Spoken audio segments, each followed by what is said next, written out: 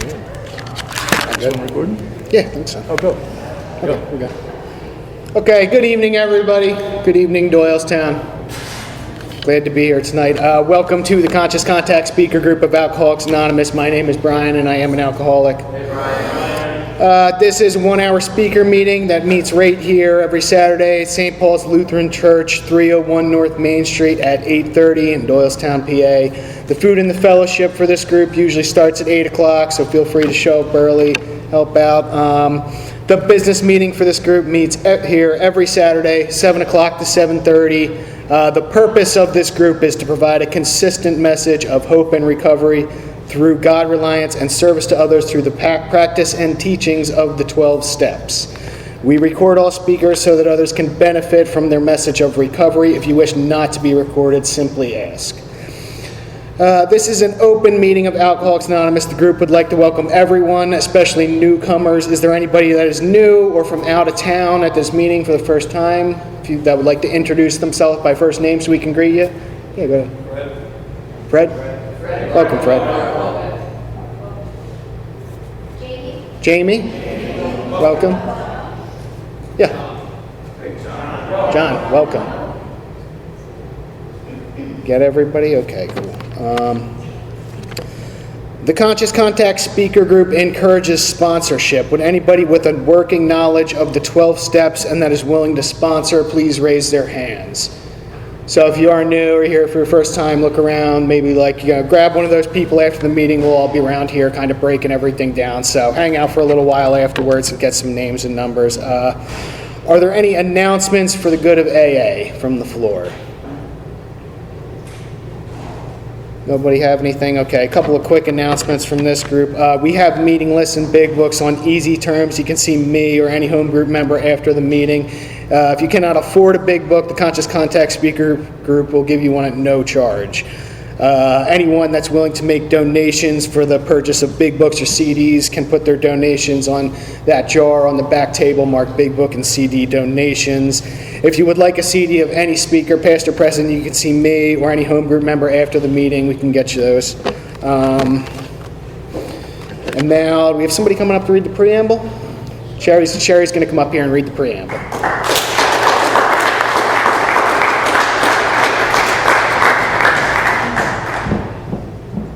Hi, I'm Sherman, alcoholic.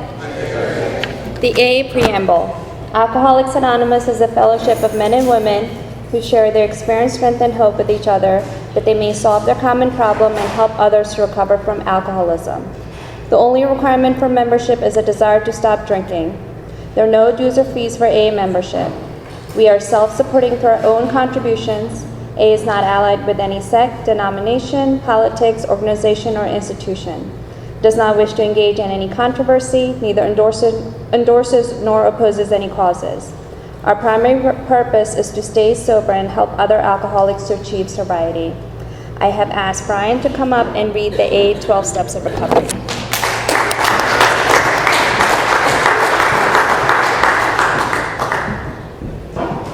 My name is Brian, I'm an alcoholic. The AA 12 Steps of Recovery. 1. We admitted we were powerless over alcohol, that our lives had become unmanageable. 2. Came to believe that a power greater than ourselves could restore us to sanity. 3. Made a decision to turn our will and our lives over to the care of God as we understood Him. 4. Made a searching and fearless moral inventory of ourselves. 5. Admitted to God, to ourselves, and to another human being the exact nature of our wrongs. 6. We're entirely ready to have God remove all these defects of character. 7. Humbly asked Him to remove our shortcomings. 8. Made a list of all persons we had harmed and became willing to make amends to them all. 9. Made direct amends to such people wherever possible, except when to do so would injure them or others. 10. Continued to take personal inventory, and when we were wrong, promptly admitted it. 11. Sought through prayer and meditation to improve our conscious contact with God as we understood Him, praying only for knowledge of His will for us and the power to carry that out. 12. Having had a spiritual awakening as the result of these steps, we tried to carry this message to alcoholics and to practice these principles in all our affairs. And I would like to invite Brian back up here to chair the rest of the meeting.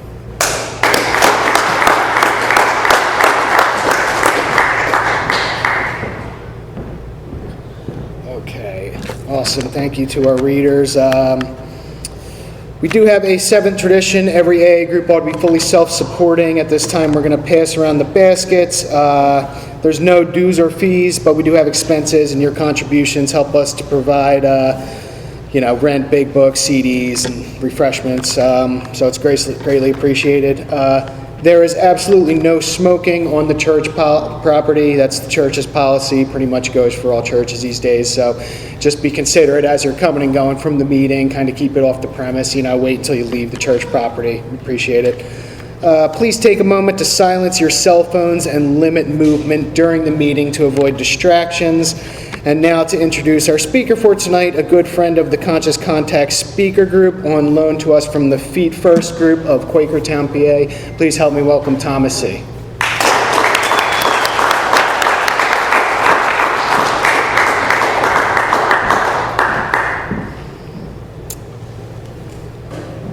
Good evening. I'm an alcoholic called Tom. Hey everybody. Last time I sat in one of these chairs was a few years ago. I was in the back over there. There was a really pretty blonde girl sitting just a seat or two over. And I was with a friend of mine. He's also in the program. He knew her. We ended up hanging out with that girl and a couple other girls that night. Went to the Dairy Queen right after the meeting here, and I tried to buy her ice cream cone. And she turned it down. She turned my offer down. But now she's sitting in the back room. She's my wife. So I don't know. Maybe I was sitting there thinking after this we have to go to Dairy Queen, and I think she'll have to accept my ice cream cone now 3 years later. I thought I'd just break the ice with that because it's pretty crazy to think how time moves and the synchronicity of things and just the gifts of AA and just how sobriety just ebbs and flows. It's absolutely ridiculous as each passing month and year goes by. That's each thing that God reveals to me each and every day. Hindsight's only 20/20. So I'm supposed to disclose to you what my drinking was like and what it was like when I entered this program and kind of what it's like today. I'll do that to the best of my ability, being appropriate and also kind of focusing really on the solution. I like to think of when I share my experience and my story and kind of how I landed up here right now is I like to talk about more or less my time with God than when I was separated from Him. I think it brings me a lot more joy, and it just I don't know. I like to resonate and stay in the solution rather than kind of dwell on the past, even though I know that's a big part of why I'm here and why I belong here and who I am and what defines me as an alcoholic. But more or less, I don't know. I just think that sometimes I stand here or I'll be in one of those chairs and I'll see other people stand and they really spend a lot of time focusing on their time drinking and I'm just listening and sometimes I wish I heard more about what it was like now for them and what their life kind of unraveled to be. I grew up in Lehigh County, near Allentown. Came up in a very normal home, very loving, very kind, very tolerant. Both my parents are in very favorable backgrounds to this disease. They work in social work, they're therapists now, but my mom was a school teacher, my dad was a social worker with adolescents in the Allentown area. And now they have their own private practice. So I grew up with a very tolerant and loving family who not only understood the disease of alcoholism and addiction, but all sorts of diseases and all sorts of different mental health issues and just a plethora of different people and different cultures and different ways of life. So I have two older sisters, and I'm the youngest. I'm the baby. I can't really tell you too much about my childhood other than everything was provided for me, everything I could ever have wanted. I have no reason to turn to alcohol and turn to the lifestyle that I did. I know today that there was nothing in the grips of my parents' control or the control of my sisters or the control of anybody in my life at that time that was going to save me or provide some type of cushion or barrier from that first sip, that first drink that was going to provide an awakening in me. But and I don't think it would have mattered when or how or what. As soon as I took that first sip of alcohol, that's really all that was. That's all was needed. Where it happened, who it was with, what I was drinking. It didn't really matter. I just think that, God saw fit that when that moment happened, I was going to have, a life-changing event. The first time I took a sip of alcohol was a life-changing event. And not in the common way that I hear other people talk about alcohol. It really wasn't, it was a night, I was like 14, and we were around a campfire with just some of my friends. We were in 8th grade. We were a few guys, and we were celebrating getting over middle school and going, to the next jump of, the venture of high school, being freshmen, and we all cracked open a couple of random different drinks, because we were 14 years old, and we all had stolen one bottle from everybody's, parents' fridge, and so it was just a miscellaneous of different stuff. And I can't tell you that I got a warm, fuzzy feeling, or that I felt that I had arrived, or that I knew I had loved alcohol at that point. That's not really what came of that night. When I look back at that night, what I realized in honest self-appraisal is that I just felt camaraderie. I felt like, I was connected to my friends. I felt like I was connected to the moment. I felt like there was a deeper meaning, and that we were celebrating something, and we were entering a new stage of life, and that I had enjoyed this drink as a sign, a token that we were all gathered together, and that that this was just a more or less like ultimately like what Bill talks about in that first page of chapter 2 of the solution. Where they talk about ultimately when you're on a ship, there's shipwreck. There's joyousness and camaraderie when you get off and you're saved and someone saves you. It's like the similar feature. When I first took that sip of alcohol with my friends, is the same thing. I just felt joyousness. I just felt camaraderie. I just felt like just at peace, and that it wasn't like I wanted to have another drink immediately. It's not like I wanted to just start, ripping through bottles and stealing and running around and catching DUIs at that moment. And I'm not to say that my experience is different, or that I'm unique or anything like that. I know plenty of other people that are like that. But I think that's just part of the cunning and baffling feature of alcohol, is that a lot of us, when we first took our first drink, that we didn't think anything of it. We just thought it was just our first sip, our first drink, just like anybody else in this normal world takes a first sip of alcohol, and their lives continue to just flourish the way normal people do. It's just the first sip is our first drink. It's not like going to devastate me. It's not going to crumble my life to the ground. It's not going to allow me to just run self-will rampant. And I continue to do that for the next few years. And I love to say, it's just like things just got worse. Up until when I put down a drink, it's just like the perfect gap to speaking to any newcomer, any person, anybody in my family that I talk to about this disease. Like, things just got worse. Rapidly too, for someone like myself. By the age of 17, 18, I was already drinking pretty much every day. I was catching DUIs. I mean, not DUIs, not yet, but underages. I was, bringing alcohol to school regularly in water bottles and different containers and whatnot. I caught my first underage when I was 17. It was a half-day school, a teacher and service day, and it was only like 3 or 4 periods. I got out at 11 o'clock, but I'm the type of alcoholic that by 9 o'clock in the morning I was already drinking, even though I was going to be out of school in another 2 hours. And I was on juvenile probation, and my PO happened to come by. She was a tricky little devil, and she gave me a urine test and also said, "Hey, mind if I breathalyze you?" And of course, being on probation, I had to comply, and I took the breathalyzer, and she brought me for my first underage at the age of 17 in school. I got handcuffed and taken out and processed. That would then happen again, not on a half day, but a regular day a few months later down the road. And by age 18, I was already sitting in juvenile rehab up in Quakertown. It was a designated juvenile rehab. It's no longer that. It's a regular adult facility. But without getting into the narrative and how things crumbled quickly, by the age of 18, I was ultimately a round-the-clock drinker. I was starting to have blackouts. I was starting to experience just a difficulty of life beyond bearable imagination that an 18-year-old should be focusing on. I saw my friends with great ease taking college applications and doing their next step in life, and I was just struggling and floundering to get by. I did, because like any good alcoholic, I lived a double life. Sometimes I often think I live multiple lives. I don't know if anybody can relate with that, but I just felt like I was torn between multiple people. Not just two, not between like a Dr. Jekyll and Mr. Hyde, but like multiple people, any given day, any given group, anything. And it's exhausting. It's exhausting being in that lifestyle, especially at that age, of having to live the lifestyle of a chronic alcoholic, but really at adolescence still.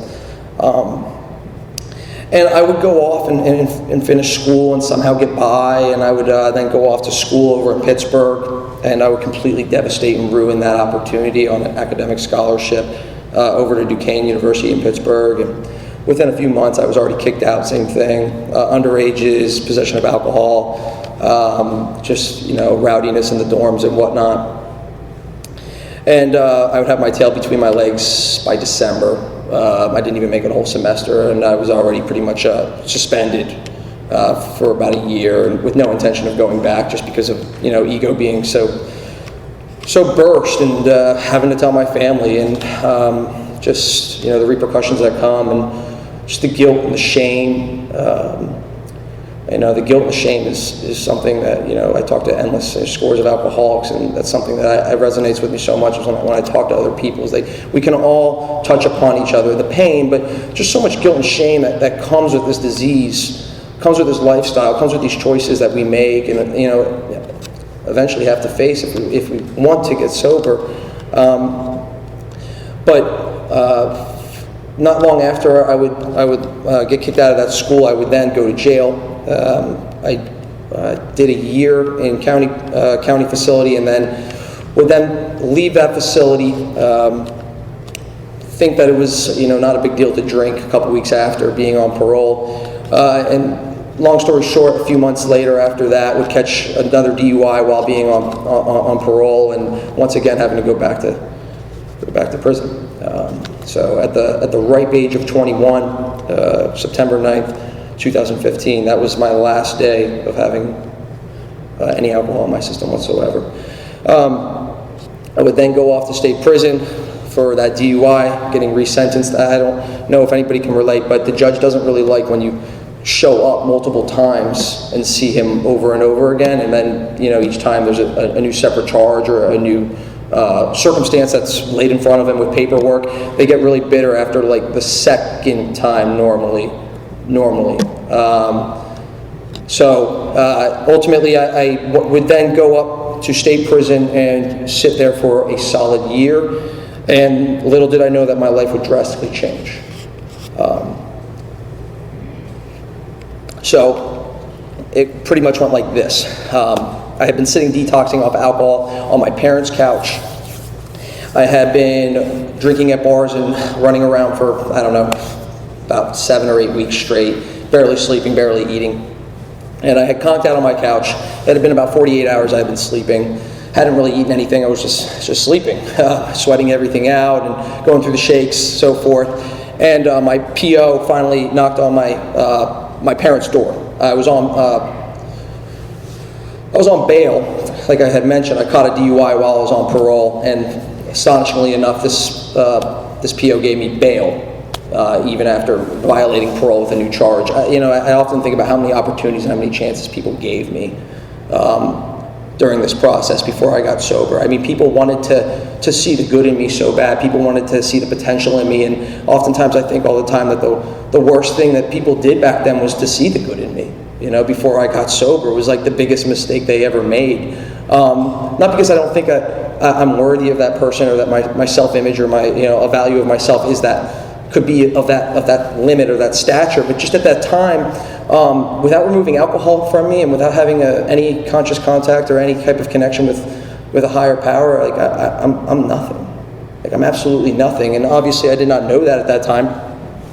But the PO knocked on my door and he just said, "What's going on?" And I just told him flat out, for the first time in my life, full acceptance. I was just like, "I can't stop drinking." And he was like, we can do this 2 ways. You can come first thing in the morning to Allentown over to booking, and we can process you in, or you can come with me right now.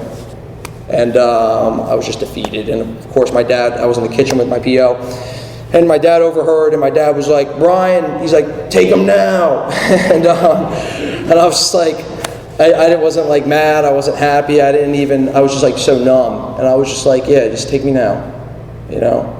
I didn't even think about it. Nothing ran through my head. There was no resistance, there was no happiness. There was just like, just complete defeatedness. Like it was a no-brainer. Like, and he handcuffed me, he let me smoke a cigarette, which would also be the last cigarette I ever smoked, on my front porch. I remember that menthol Marlboro in my mouth and flicking it with both my hands tied together with his whatever he had. It wasn't handcuffs. It was like the plastic wrap thing. And I flicked it in the flower bud. And like I said, life would change drastically at that moment. I would then go into county prison, and I would sit until I got sentenced to state prison. But while I sat there and did my time, someone had mentioned to me that at the bottom of the jail there's like the secret block, and they were like, it's for addicts and alcoholics. And it's a program facility. It's a program block. Basically, you're going through AA meetings and NA meetings constantly. It's all people that want to try to do the right thing, get sober, stay clean, so to speak. It's just a conglomerate of different guys. And someone had mentioned it to me while I was playing pinochle, and I don't know what it was, but at the time I had no clue. But now at this date I know it was just God giving me intuition. It was just said maybe I should look into that, and I did. And I signed up for it, and 2-3 days later, they called me down, and I packed up my stuff, and I went down to the bottom floor, because normally when I go to jail, I just, like I said, I play pinochle, I drink my coffee, I do my thing, and let the time fly. But something in me, like I said, had spoken. And I went down to that block and spent the latter part of, several months there. And I went to AA meetings and NA meetings constantly. I did big book studies, and I had speakers come in, through AA and through H&I and whatnot every single day. And I just listened. And I often talked about this a lot, as I had a big book, and I sat in my bunk every night and I read my big book. And I just sat by myself. I wasn't anybody. I was just a dude with a couple solid months under his belt, just trying to do the next right thing. But I read those pages, and they spoke to me with such gravity. And I say it all the time, like my first year of sobriety, Bill W. sponsored me, like straight up. Like I didn't have a sponsor. Like I just sat there with the first 164 pages, and I read it, and I didn't know what I was doing. I had no clue, and I didn't need to, because it's all outlined in the big book. I could have sat there by myself, eating a honey bun and eating ramen noodles, just sitting there on my bunk, and in the words, they spoke to me because I'm an alcoholic.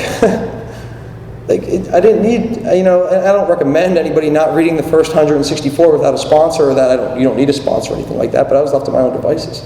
And I was sick, and I was hurting, and I was desperate. And I had a little bit of a seed planted in my head, and I wasn't going to let that thing go. And I just continued to read, and I continued to follow exactly what Bill said. When he told me to pray, I prayed. And when he told me to do this, I did that. And like I said, did I probably miss out on a few things? Absolutely. And do I think that was my saving grace and that I'm sober today because of that experience? No, not necessarily. But it does embed a huge part of my story of just how powerful and impactful that book has on me and was on me during that time, and that I was just trying to do things to the best of my ability, and that it really, in some indication, it worked. I then went to state prison. I got transferred. I didn't think I was going to, but they sentenced me to it. And I remember going to Graterford. And when you go to Graterford, you transfer all your stuff to get processed through your state prison, because you go through testing and all different types of health checks and everything like that. They filter everybody through all the 20 or 30 different systems across PA. I brought my big book with me and a Bible. And I read the Bible sparingly. It wasn't like something that I was reading, regularly, like the big book. But you're only supposed to bring like 2 or 3 things with you when you transfer around: a picture or 2, maybe a journal, and you can only have one book, and it's the Bible. And when I went through processing at Graterford, he went through my box of just a handful of things. Like I said, not much. And he saw that I had 2 books, the guard, whoever, and he looked at me, and he looked at the big book. He picked it up. He looked at the Bible, and he was about to throw it out. And because they just have trash cans for all the guys that keep getting processed through of all the stuff they try to bring in. And he picked up the big book, and he went like that, and he set it back in my box. And I brought that over to state prison with me. And I thought that was really weird, because in hindsight, guards don't do that. They don't break the rules. They don't just say, we'll let this guy bring an extra book in, because that's just, especially in prison, let alone a police officer in the civilian world. You break a rule and then everybody wants to facilitate that rule. They want to take advantage of it. They want to bring an extra book. But this gentleman, for whatever reason, I don't know. Maybe he knew an alcoholic. Maybe he didn't. Maybe he was an alcoholic. I have no clue. But God saw fit that this man would then give me my book and put it back in my possession and allow me to continue to utilize it for the next several months while I sat in state prison. And I went to meetings and I did my thing, but ultimately, when I was there, I really kept to myself and I really tried to pray a lot and I really tried to talk to gentlemen that I thought were really about this. And it's hard to do that and to really judge people in that light, because you don't want to judge them in a bad light, but you also don't want to judge somebody in prison like that they're going to do the right thing necessarily too, because it's really easy to say things while you're in there and have a heavy heart and think that you've changed and there's a transformation. And one of the things I did notice while I was in prison was that there would be a few people I would talk to. I was over in Chester, which is normally like a short-term facility place. It's not like a long-term jail, but sometimes they'll have lifers come in that live near Philadelphia, that have been doing time up in Erie, been doing time up in Pittsburgh or Altoona or something, and they want to come closer to their family. And since they've been in prison for 20 or 30 years and they're not getting out, there's life without parole, they would come to Chester and they would grant them that to be near Philly, so their family wouldn't have to drive 6, 7, 8 hours over there. And that was a big deal for somebody like that, that all that they've left is just visits with their family and whatnot. And I would talk to some of them alcoholic and some not, that were, at the time, at a young age, doing reckless things under alcohol and under the influence of drugs. And it amazed me to how much acceptance people that are doing life in prison have. I often think about that a lot, is people out on death row, people that have no chance of ever paroling out, that they're going to be doing life. The level of acceptance in their heart and in their demeanor and the way they are, I don't think there's anything close to it that I've ever experienced in any other individual. I've seen people even on their deathbed, grandparents and friends and whatnot that have cancer and whatnot, maybe the only thing that could come close to it. But the level of acceptance that some of these gentlemen had in their heart, and I talked to them and I learned from them, and I try to stay around people that, like I said, I just thought that had a change of heart and that we're trying to do the right thing. And I got out, and part of what H and I said over and over again was, please hit a meeting the first night you get out. Hit a meeting. I heard that every night, day after day. I went to a meeting every single day just about. Hit a meeting. And I never did it. Before, when I would go into prison and there were different situations, rehabs and whatnot. But like I said, I've been slowly having a transformation of heart, and it was outwardly working. And that first day I got out, and I went to my parents' house. They graciously let me come back and stay with them and parole over there. And I didn't go link up with people. I didn't go get some food. I didn't go take a nap on my bed. I didn't do the normal, regular things that people do when they want their freedom back and it's their first day. I went to my first outside AA meeting, and it was in Quakertown. It was Monday at 8 o'clock, Feet First Speakers Group. I walked in those doors, and I had never felt so much peace in my life. Just sitting there and finally being on an outside meeting and finally being I did it. I finally listened to a suggestion. I finally actually did what they told me to do. It was like a miracle. And I sat there, and little did I know that meeting was going to change my world, was going to change my life, and that the people inside of that meeting were going to change my life. Little did I know that my sponsor was sitting in that room that night. I didn't meet him there that night, or I didn't shake his hand or anything. And I didn't know that my sponsor was sitting in that meeting, and I didn't know my sponsor was sitting in that meeting either. I didn't know anything at the time. But a few weeks later, I went to a meeting every single day when I got out, and that went on for a while. I don't say this with ego, I don't say this with pride, but probably for my first 2-3 years, I went to a meeting every single day, and not because. I think part of it was just because it just became so routine. It just became habit. It wasn't because I thought I was just going to relapse, or I was just going to pick up a drink if I didn't go to a meeting. It was just that was the thing that I felt right in my heart, to get done with work and just to go to a meeting and just to get with my people and just to talk with them and just to be around them and just to feel that love and that connection. But I've been going to a lot of meetings, and I met my sponsor at a totally different meeting in a totally different area, and little did I know that he was a member of my now home group. But we got together. And I remember he invited me over to his house. He had a couple sponsees with him, and I knew a couple of them. And they were at the meeting, and they ultimately introduced me to him. They said, "Oh, that's our sponsor, Mikey. We're going over to his house for a cookout. We're going to go swim. Maybe you want to be interested." And I hear a lot of different talk in AA about what we should find in a sponsor. There's so many different types of cliches I hear, and I'll get into that a little bit because it's been heavy on my heart about some of the things that we say, what we endorse, some of the chatter that we kind of just tumble around here. And one of the things we say is just find somebody that has what you want, in a sponsor. Find somebody that has what you want. I hear people say that all the time, and I don't think that's a wrong thing, and I'm not here to critique anybody or whatsoever, but I think about at that time, when I met Mikey, my sponsor today, I didn't know anything about him. I didn't know what I wanted. I didn't know much about myself.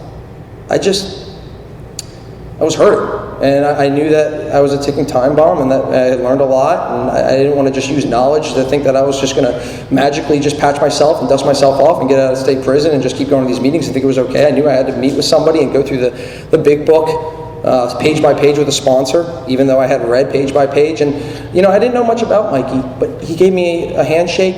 He looked me in my eye, he smiled, he said, "You want to come over and swim in my pool? You eat a burger?"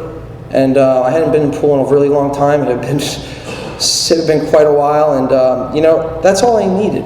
I didn't need much more. I didn't need to investigate the guy. I didn't need to know how much time he had. I didn't need to know if he was about this spiritual life. He just smiled, and he just said, "Do you want to come over?" And I learned today that that's really what the greatest thing about sponsorship is. It's a relationship. It's not really based upon anything else. Your sponsorship is only as good as the relationship and connection is. And quite frankly, that's all I needed. I was desperate. Whatever he was selling, I was buying. It didn't matter. I just need to go through the steps. It could have been anybody here. And I don't say that to say Mikey's less than anybody or you're more than anybody. It's just that opportunity presented itself. And I like to think about that a lot for sponsorship, is that, I talk to people all the time and I'm like, hey, just get with somebody. Just start talking to them. Maybe you don't even want to read the book for the first week or two. Maybe you don't even want, you're not sure about anything, but just sit down with somebody, get a cup of coffee, just see who the person is. Just get to know them, You can grow from there. And I did, and we hit the book pretty hard. Another thing I like to say is, I just have my experience. I'm not here to say how anybody should go through the 12 steps of Alcoholics Anonymous. I don't have a monopoly on it, nor do I want to have a monopoly on it. I just know the way that I went and the way that Mikey bestowed it upon me. And he was pretty vigorous. He just said, I'll go as quickly as you want, as slow as you want. And, we started with a regiment, so to speak. I was like, hey, how about we just meet up once a week?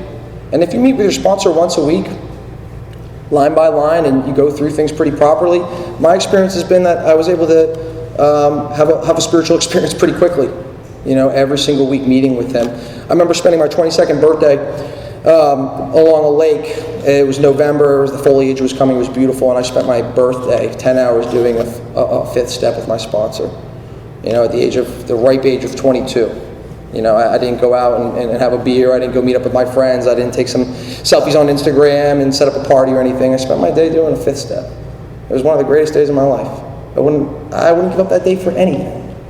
The time that my sponsor spent, the time that he poured into me, the listening ear. Sponsorship's a beautiful thing. There's a lot of us, and I don't know how many gentlemen can relate, but before I came here, I didn't really have a great relationship with too many men.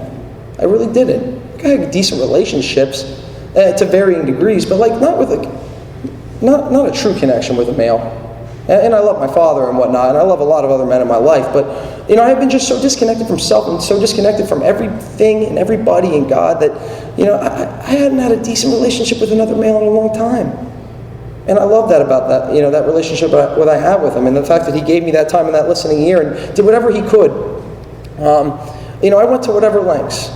He asked me right in the beginning, what are you willing to do to stay sober? I said, whatever you tell me.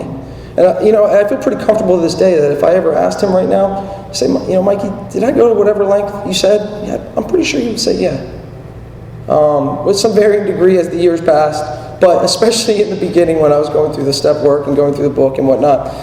And we continued on this journey and continued doing my step work. And I went through some amends. I handled a bunch of them. Not all of them, but a good chunk of them. And a lot of them went to, the way that I thought they would. I love doing an amends to go through, the proper process of doing so. My favorite part about it is not knowing how it's going to go. I love when I think I know how it's going to go, and then I learn that it didn't go that way at all. I think that's actually one of the most fulfilling parts about an amends is to learn that whatever my perspective or however I thought that person interpreted something, or how I acted or how I didn't act, or what they did or what they didn't, was a complete falsification in my own head. That they saw something totally different than me, and they were hurt by a totally different way than I had thought I hurt them. I like, as sick as it sounds today, is that when something terrible happens to me that I had done to somebody else. I'll give you an example. I woke up, probably it was like August of this time last year. I woke up and I was getting ready to make a cup of coffee, go to work. And as I woke up, I looked out the window and I did a double take. And I looked back out the window and my car was gone. Gone.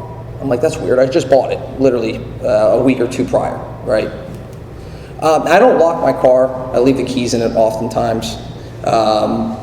That's just what I do. Sometimes I even leave my wallet in the car with the keys, just sitting there. I grew up in like a very rural area, so that was not uncommon. There would only be a couple houses. I lived out in farmland, so my family grew up. We didn't lock the house. We didn't lock anything really, just because that was the type of neighborhood.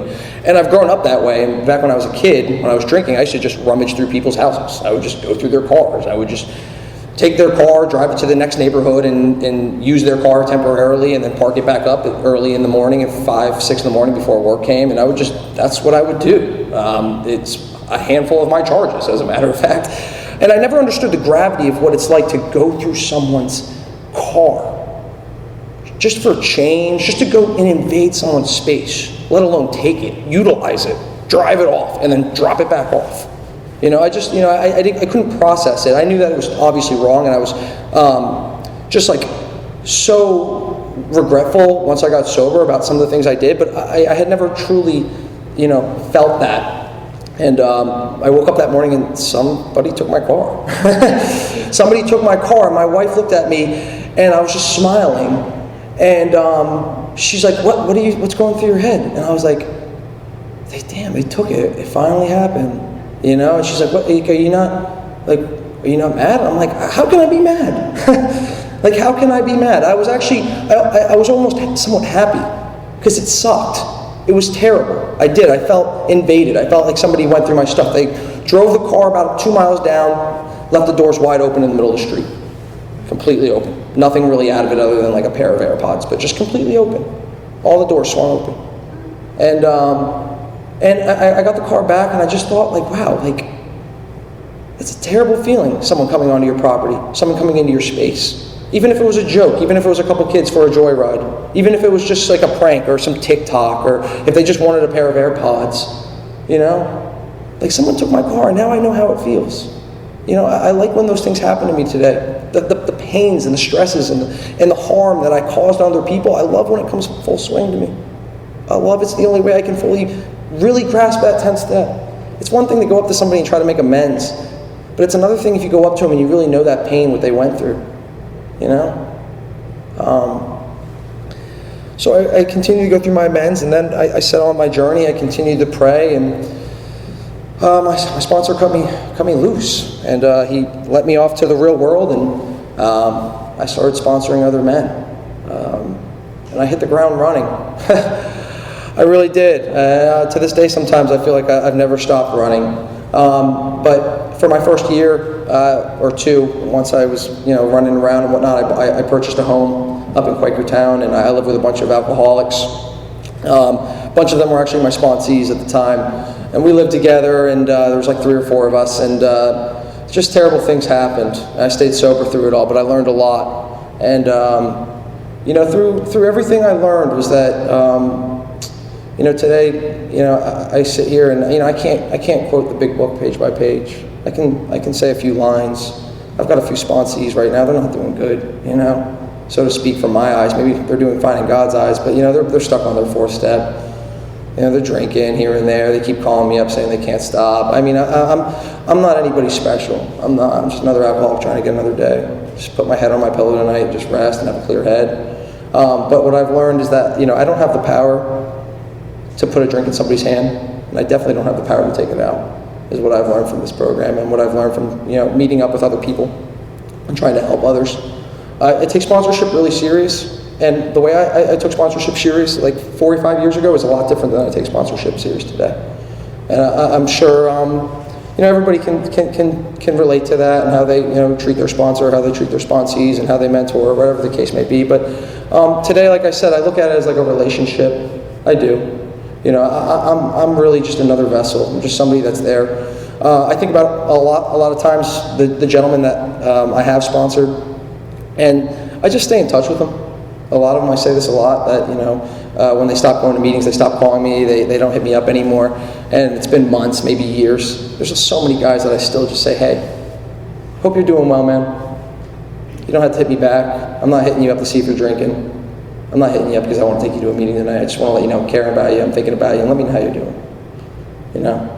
I do that all the time with guys, and I don't do it like regularly. Just these guys pop in my head. You know, I haven't seen blah blah blah in a while. You know, it's been 2 years since last time I ever remember reading, you know, step blah blah blah with blah blah blah. And I just give them a shout out. And I can tell you, I can count multiple times how many people have hit me up, 5, 6 months, 2, 3 years later, and said, hey man, I just want to let you know, I kind of want to go back to AA. You know, would you be willing to just link up and get a cup of coffee again? It's been so long, man. I don't know what it's like, and I've been out here, you know, doing my thing for so long, and I've been so disconnected, and just want to let you know that that text you sent me, I know I didn't answer back the 5 times, but it meant a lot to me.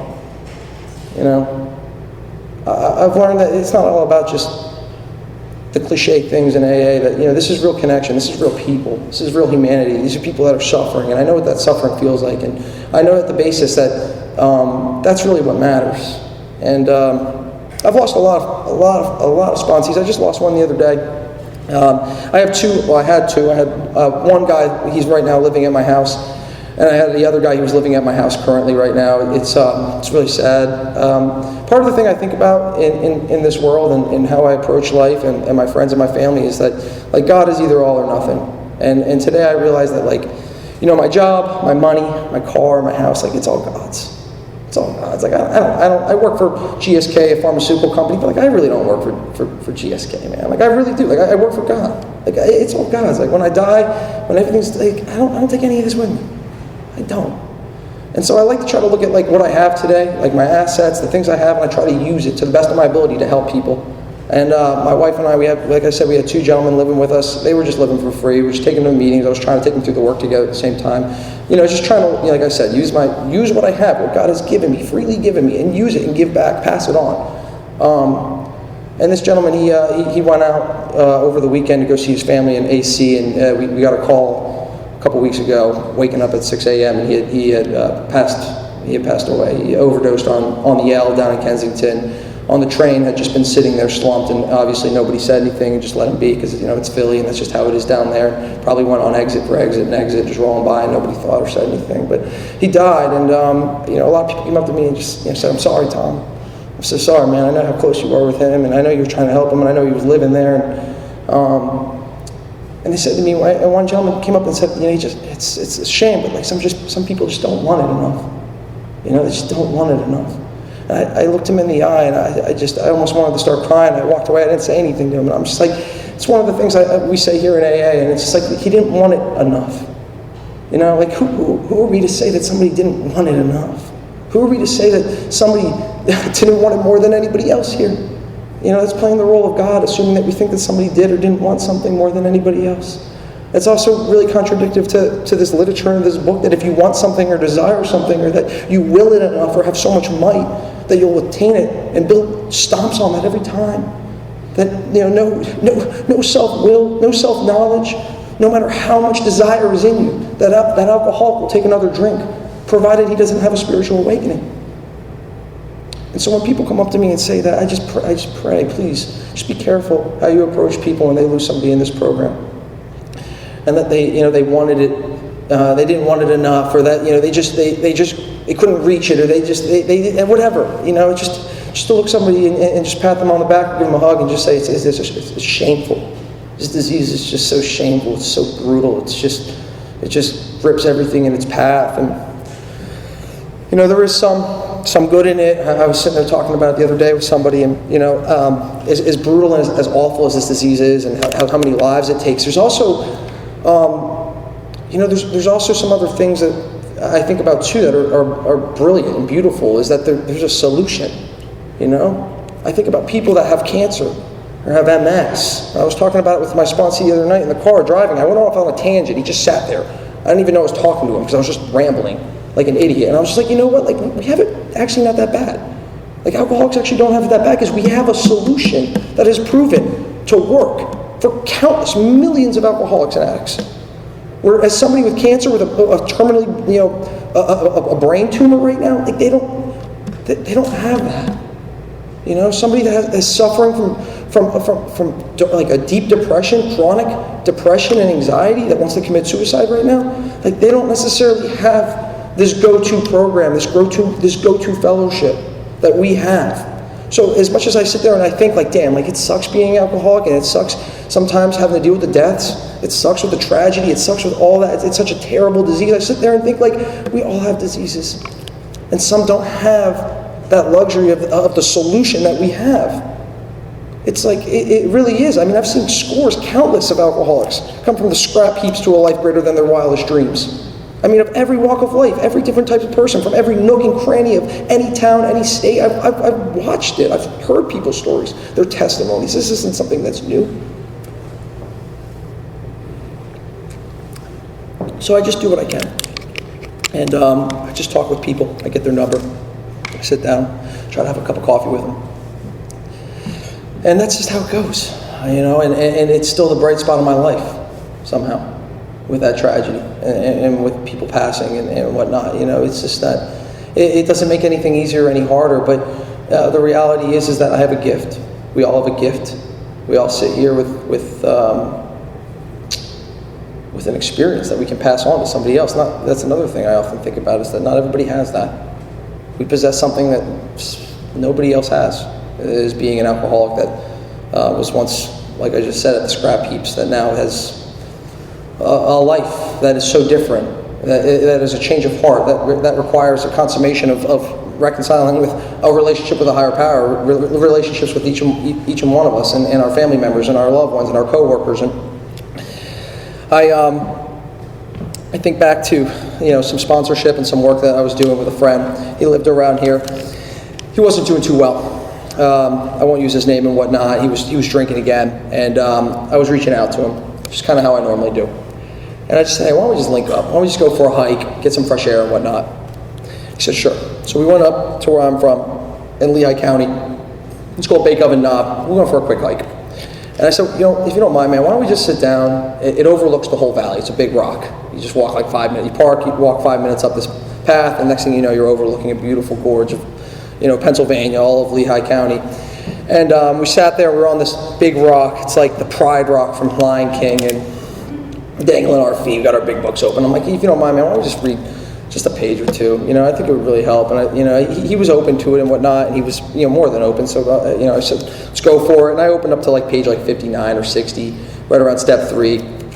I think that's always a good place to go when someone's kind of beat up and kind of down and out, is going to the actor section of the book, who set the ball rolling in motion, and ultimately to look at oneself. And so we were reading, and I noticed that there was a couple down below, a young couple, maybe 19, 20, not young, not very old. And it was a boy and a girl, and they were drinking. She had like one of those like fruity drinks, the Trulies or whatever nowadays, and he had like a tall boy, like I think it was like a PB, it was a Steel Reserve. They were young bucks, and they were drinking below, and they were like summer loving type of thing. But we were reading, and 20 feet high up on a rock, and all of a sudden, after we got done with our books, we were sitting down, we were just looking at the view, and all of a sudden, 20 minutes later, a gentleman came up, tapped me on the shoulder, I felt his hand, and I turned around, it was the kid 20 feet below. I didn't even notice he wasn't there anymore. And he said, hey, excuse me, sir. I'm sorry to bug you, man, but I couldn't help over notice it. Were you guys reading the big book of Alcoholics Anonymous? And I was like, it was sitting on my lap still. I mean, it was right there. I was literally dangling my feet off a rock, and I was like, yeah, actually we were. And he's like, hey, I don't know why, or you know what this is all about, but I got to be honest with you about something. He's like, I'm from Georgia. He's like, I had a year sober. He's like, I picked up like 6 weeks ago, man. He's like, I haven't stopped drinking since. He's like, I've been drinking every single day. He's like, I feel terrible. He's like, I'm exhausted. And he's like, I don't know if it was God or what, but hearing that, he's like, I want to go to a meeting tonight. And I was like, hey man, like, do it. I was like, please. I was like, just go to a meeting. If you want, we can look one up now. He's like, no. He's like, I mean it. I really mean it. He looked me dead in the eye. He's like, I'm going to go to a meeting tonight. He's like, I appreciate you. He's like, you have a good day. I was like, all right, cool. Right? My friend who I'm trying to help, or reading and whatnot, he's struggling. We go off in the car, and a week or two goes by, and I'm at a different meeting, campfire meeting. And I share about this experience, right? Somebody mentioned something that made me think about that experience I had with that boy. And it's a big meeting. It's like a big campfire meeting, maybe 100 people or so. People flock in from all different areas. It's, not like just like some small, quaint type of thing. And I got done sharing. And an old head, a gentleman in the back, maybe like 67 years old, definitely like an old timer in the program, raised his hand. He said, to the young man who just spoke and shared that story, he said, I just want to let you know, I'm from the Pocono East group, and that boy made it in that night. And he had shared that exact story that you had just mentioned. He said he's been coming to the home group ever since.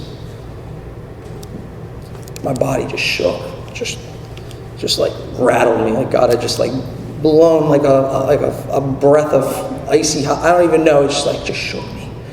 And I got off the phone with my grand sponsor the next day, my great grand sponsor is no longer with us. He has passed.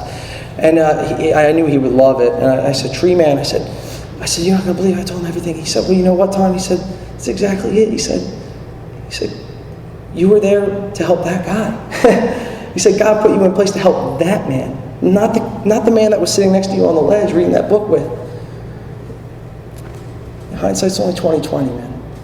I sit there and I think that I'm helping somebody. I think I'm doing my right and spreading the word and doing the right thing here in AA, passing it along. And that wasn't the vessel. That wasn't the guy that I was trying to help. God utilized something totally different and some other completely random guy I had never met. I couldn't even help the guy next to me.